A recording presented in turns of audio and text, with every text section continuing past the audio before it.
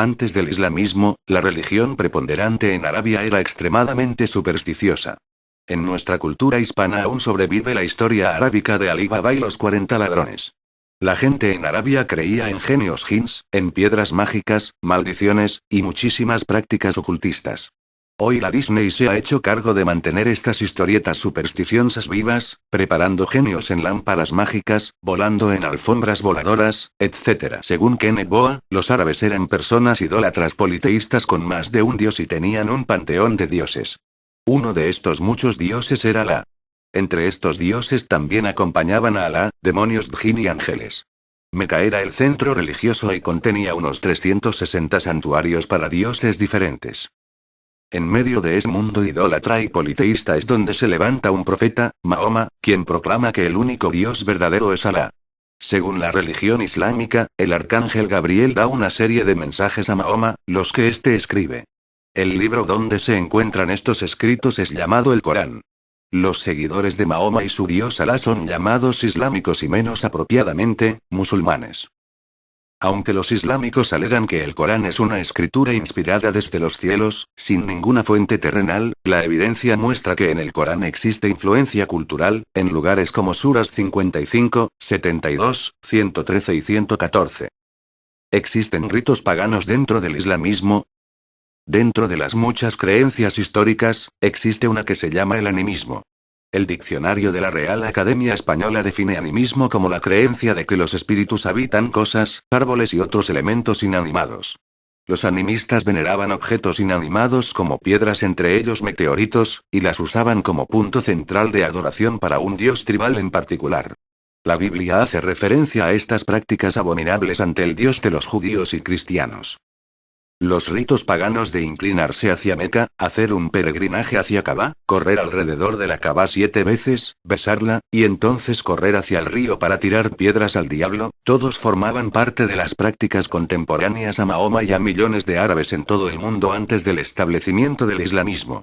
Lo más interesante de todo esto es que inclusive hoy día, la prensa reporta decenas de personas muertas o heridas en las increíbles estampidas humanas que se forman en estas carreras alrededor de una roca gigantesca, un meteorito llamada Kabá, y que es usada por los islámicos como el centro religioso más sagrado. Ver ilustración.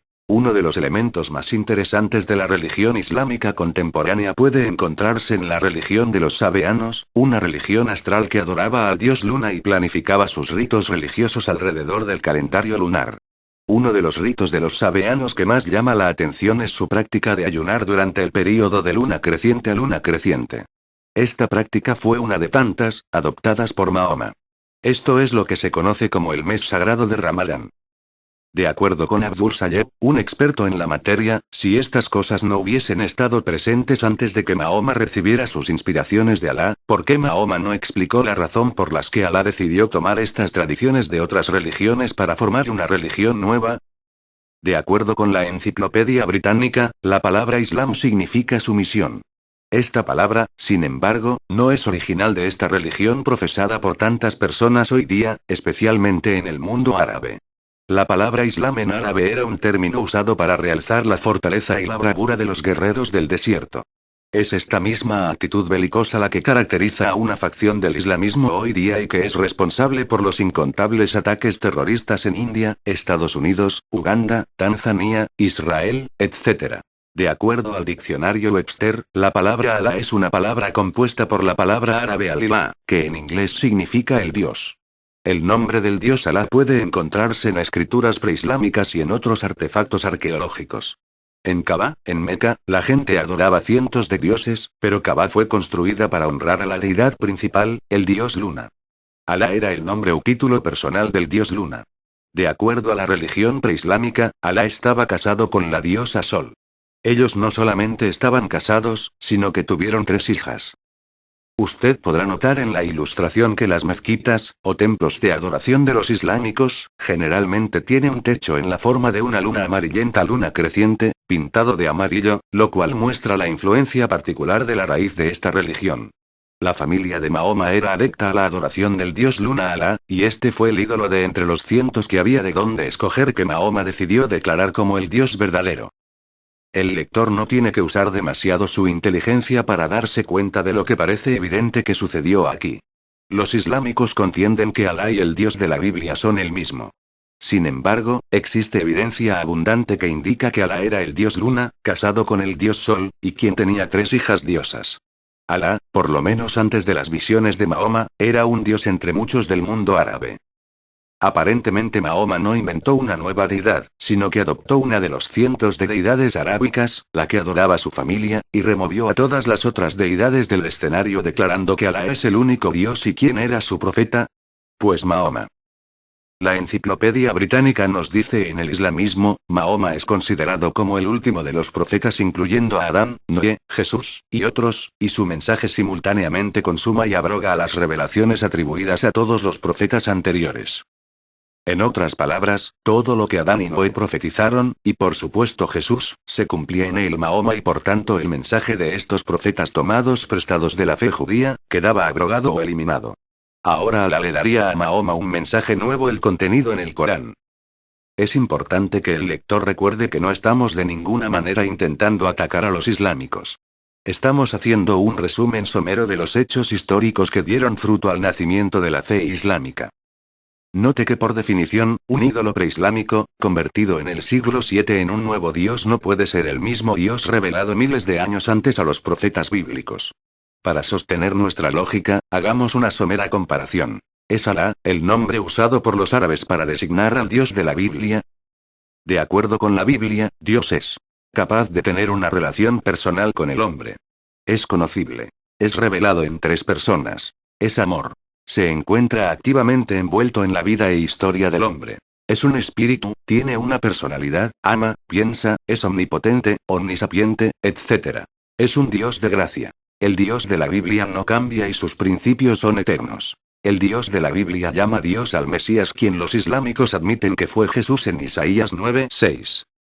El Dios de la Biblia llama a Israel el pueblo escogido en innumerables ocasiones. De acuerdo con el Corán, Alá es imposible de conocer.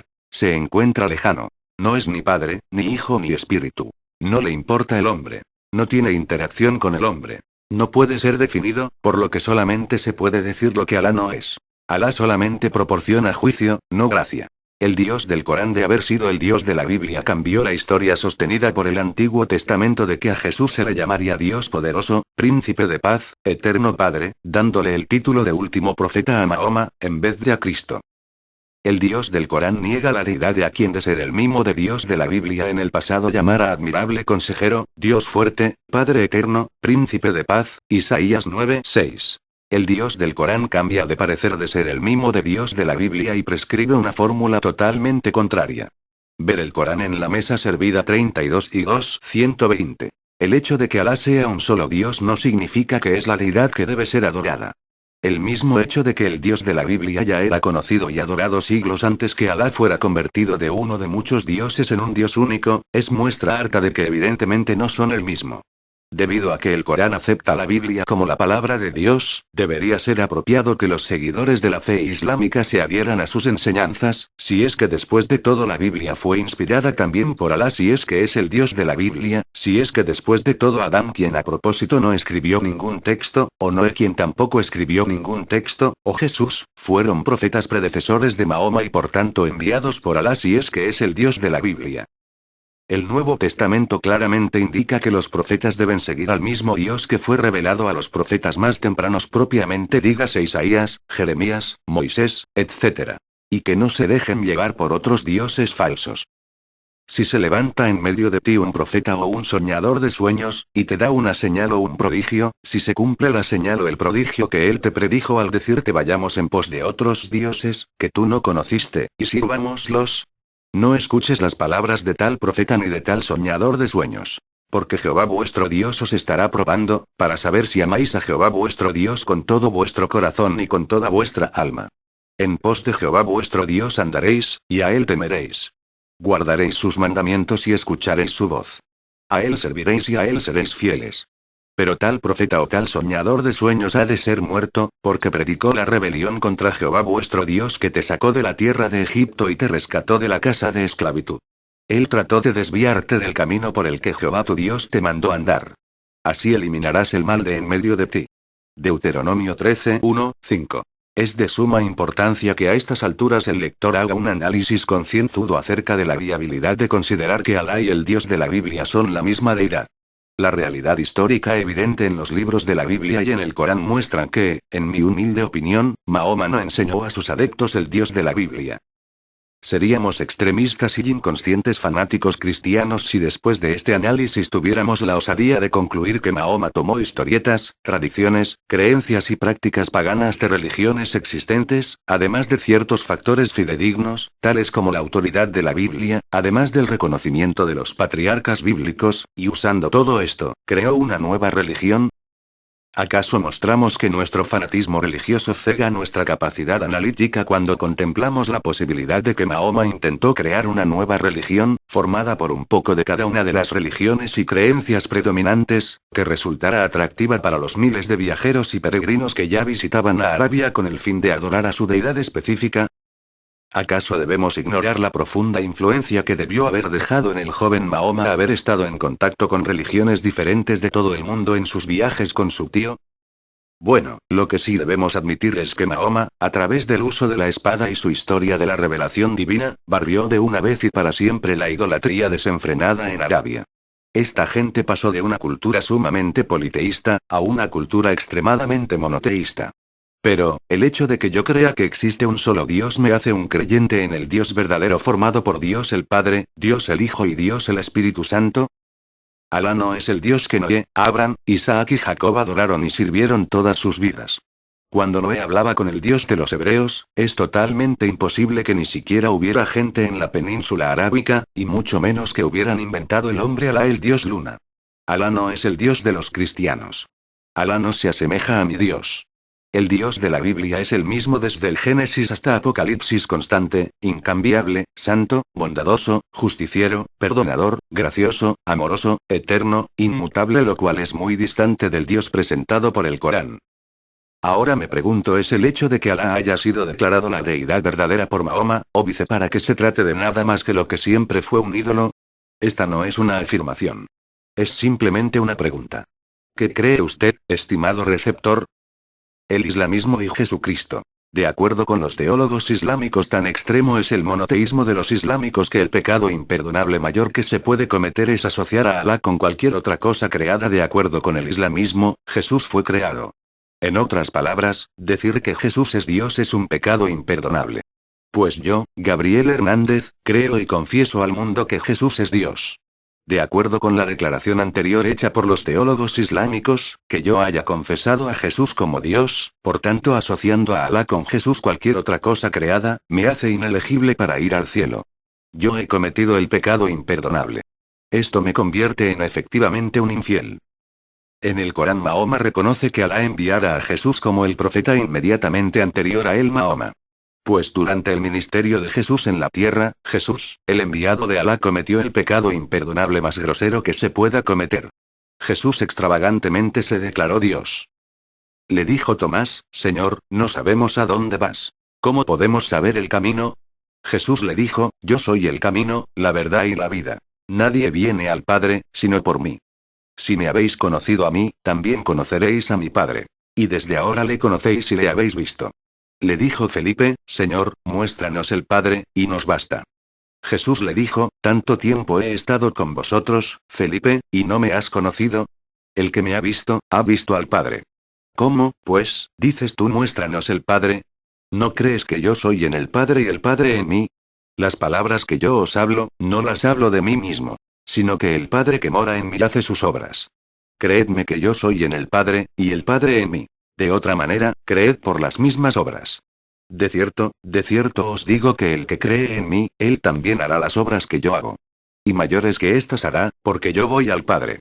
Juan 14, 5, 12. Si un islámico lee estas palabras, me imagino que desearía rasgar sus vestidos por la anatema cometida por Jesús, al declararse igual al Padre. De hecho, esta fue la reacción de los fariseos y demás recuade religiosos de la época cuando escuchaban a Jesús proclamar cualidades que solamente Dios puede ostentar. Cierro este vídeo con la reflexión siguiente.